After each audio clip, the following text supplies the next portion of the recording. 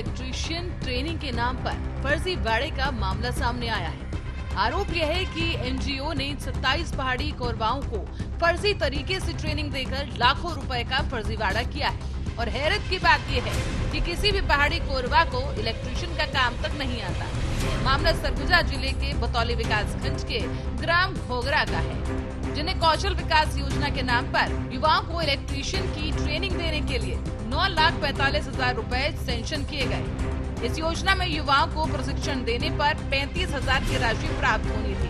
सरकार की मंशा थी कि पहाड़ी कोरवा युवा इलेक्ट्रीशियन का प्रशिक्षण सीखकर अपना जीवन यापन आसानी से कर सके, लेकिन कोरवा युवाओं के साथ मनमानी तरीके से 60 से 80 वर्ष के कोरवा महिला और पुरुष को भी ट्रेनिंग दी गई। अब इलेक्ट्रीशियन प्रशिक्षण 45 दिन तक देना था। 1 या 2 दिन की प्रशिक्षण देकर पूरी राशि निकाल ली गई। हद तो तब पार हो गई जब इस ट्रेनिंग की सूची में एक मृतक का नाम भी शामिल कर लिया गया। टेस्टर, पन्ना, पेचकस मिला, एक ठे हमको इसन मिला, वो का बोट मिला। सीखने के बाद तुमको कितना फायदा होगा ये सब? नहीं, वो नहीं बताया सर, कुछ नहीं बताया। 3 बस सिखाया बस। अच्छा। कि बोट को खोल दिया, उसको ले जोड़ो कि किस में आर्थिंग जाता है, कुछ में फेस जाता है, इसे पैर के दिया हमको। तो हम जोड़ देखा, हम बोया बुद्धि से जोड़ देखा तो नहीं बना। बिजली को पढ़ो ऐसे बोल रहा था, तो बिजली को हमको पढ़े कर हमको अकले नहीं था। एक दिन सिखाया, बस 1 दिन सिखाया, तो दूसरा दिन ही सिखाया। पढ़ो लिखो नहीं, बिजली को तुम देखो, बिजली को तुम सीखो। नहीं जोड़ते हैं सर, बिजली सीखेगा तब ना हो रहा है, बिजली का अकले नहीं है हमको तो कैसे। आरटीआई से मिले दस्तावेजों के मुताबिक इलेक्ट्रीशियन ट्रेनिंग के नाम पर भ्रष्टाचार का ये मामला है। और वहीं आरटीआई कार्यकर्ता ने इसकी शिकायत जिले के कलेक्टर और पुलिस में भी की। वहीं मिली शिकायत के आधार पर अब पुलिस मामला दर्ज कर जांच कर रही है। हालांकि इस मामले में पुलिस का ये कहना है कि जांच जारी है। जो दोषी पाए जाएंगे उनके ऊपर भ्रष्टाचार निवारण अधिनियम के तहत कार्रवाई की जाएगी। बतौली विकास खंड के अंतर्गत घोघरा और सलियाडी में पहाड़ी कोरवाओं को इलेक्ट्रीशियन ट्रेनिंग के नाम पर भ्रष्टाचार की शिकायत प्राप्त हुई है। शिकायत जांच अभी चल रही है और शिकायत जांच पर आए तथ्यों के आधार पर उचित वैधानिक कार्रवाई सुनिश्चित। जितने भी हितग्राही हैं उनको मैंने नोटिस दिया है और अभी तक कोई हितग्राही मेरे पास कथन के लिए नहीं आया है। जैसे मैंने आपको बोला, जाँच चल रही है।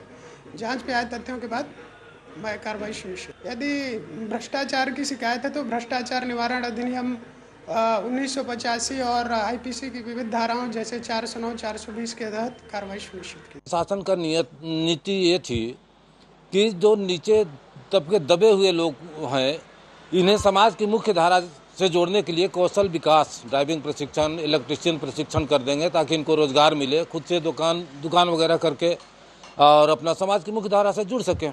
70 साल 80 साल की बुजुर्ग महिला पुरुष कोई भी सिर्फ पहाड़ी कोरवा का नाम यूज कर दिया, नाम डाल दिया, और तो और इसमें मरा हुआ व्यक्ति को भी इलेक्ट्रीशियन बना दिया है। कुछ भी एक लोग नहीं सीखे, किसी को जानकारी तक नहीं है क्या है। 27 लोगों को देना था इलेक्ट्रीशियन प्रशिक्षण बतौली में, जिसमें 9,45,000 रुपये थे। लेकिन ध्रुवेश जायसवाल जी के पास में गया था, वो शुरू में तो लगा राजपत्रित कर्मचारी हैं, जरूर इनसे कार्रवाई हो जाएगी। अब वो भी बोल रहे हैं नोटिस दिया हूँ, कोई आ नहीं रहा है।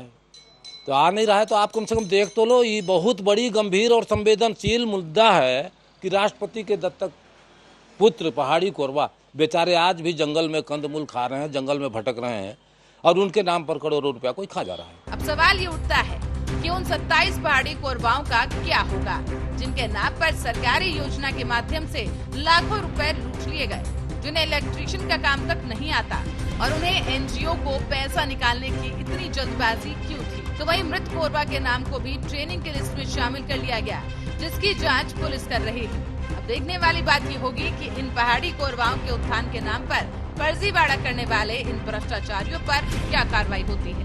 Special report, Arya news.